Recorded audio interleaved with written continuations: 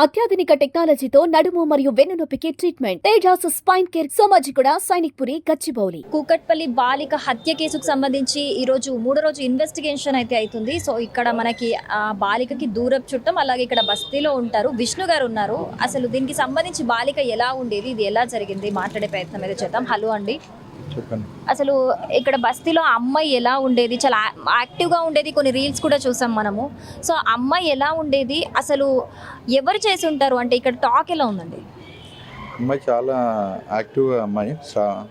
సహస్ర కేంద్ర విద్యాలయంలో 6th class చదువుతుంది, 12 సంవత్సరాలు. అమ్మాయి చాలా యాక్టివ్గా, చాలా మంచి ఉత్సాహంగా ఉండేటిది. ఇంకోటి మర్డర్ అనేది వాళ్ళ ఫాదర్ వాళ్ళని మమ్మీని అడిగిన కూడా, వాళ్ళ అమ్మగారిని అడిగిన కూడా ఎలాంటి శత్రువులు లేరు, ఎవరి మీద అనుమానాలు లేవని అంటున్నారు. ఇక్కడ మెయిన్ ఈ కాలనీలో వచ్చేసి సీసీ కెమెరాలు లేవు.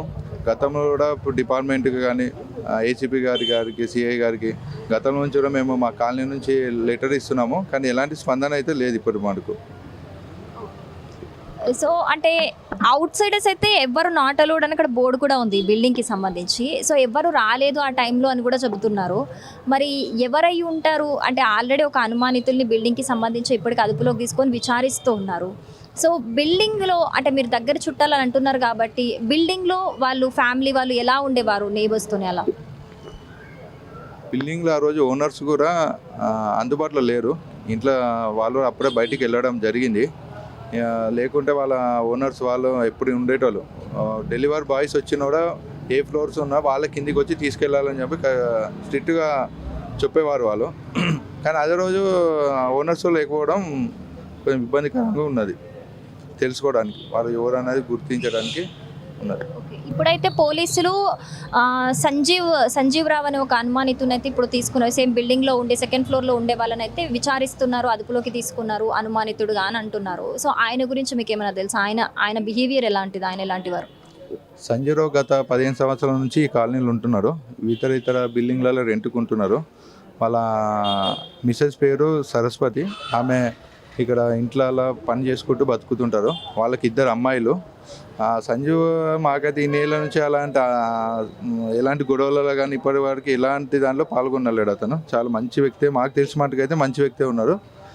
ఇక ఇప్పుడు తెలిసి మళ్ళీ విచారణ ఏం తెలుస్తుంది పోలీసు విచారణలో చూడాలి అంతే. అంటే వీళ్ళ ఫ్యామిలీ అంటే సంజీవ్ రావు ఎవరైతే అదుపులోకి తీసుకున్నారో అనుమానితుడు అని చెప్పి వాళ్ళ ఫ్యామిలీకి పైన ఇప్పుడు బాలిక యొక్క ఫ్యామిలీకి ఎలా ఉండేది ర్యాప్ నేబర్స్గా? అతను అందరితోనైతే మంచిగానే ఉండేవారు సంజీవ్ రావు. వాళ్ళ ఫ్యామిలీ కానీ వాళ్ళ 2 పిల్లలే కానీ చాలా ఏళ్ళ నుంచి ఇక్కడనే ఒక 15 ఇయర్స్ నుంచి, మాకు తెలిసి మరి 15 ఇయర్స్ నుంచి ఇక్కడనే ఉంటున్నారు వాళ్ళు. అమ్మాయి వాళ్ళ ఫ్యామిలీతోనే బాగానే ఉంటున్నారని తెలిసింది.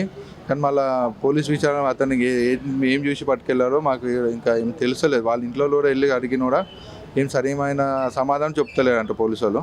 అది ఇంకోటి నిన్న నుంచి ఇంటర్నెట్ కేబుల్స్ కట్ చేశారు గవర్నమెంట్. దానివల్ల ఇప్పుడు ఉన్న అపార్ట్మెంట్లో కానీ అక్కడ ఉన్న సీసీ కెమెరాలో నిన్న నుంచి పని చేయకుండా అయిపోయినాయి. దీనివల్ల ఇంక ఇబ్బంది లేదు. పొద్దున్న దొంగతనాలు అయినా ఏమైనా ఇలా పట్టుకుంటారని నైట్ వచ్చి అంతా మొత్తం ఉన్న నెట్ కేబుల్స్ అన్నీ వేసుకొని తీసుకెళ్ళిపోయారు జిహెచ్ఎంసీ వాళ్ళు, ఆ డిపార్ట్మెంట్ వాళ్ళు. ఇప్పుడు ఏ అపార్ట్మెంట్లో కానీ ఎవరి కానీ నెట్ రాకపోవడం వల్ల, వైఫై పని చేయకపోవడం వల్ల సీసీ కెమెరాలు పనిచేయడం లేదు ఇప్పుడు. థ్యాంక్ యూ అండి. సుమన్ టీవీలో మీ పర్సనల్ అండ్ బిజినెస్ ప్రమోషన్స్ కోసం కింది నెంబర్కి కాంటాక్ట్ చేయండి. డ్రగ్స్, గంజాయి లాంటి చెడు వ్యసనాలకు దూరంగా ఉండండి. తాత్కాలిక ఆనందం కోసం జీవితాలని నాశనం చేసుకోవద్దు. డ్రగ్స్ విక్రయాలు, దందాలు నిర్వహిస్తే 1800599696 టోల్ ఫ్రీ నంబర్ కి కాల్ చేయండి. డ్రగ్స్, గంజాయిని నిర్మూలిద్దాం, భవిష్యత్తును కాపాడదాం.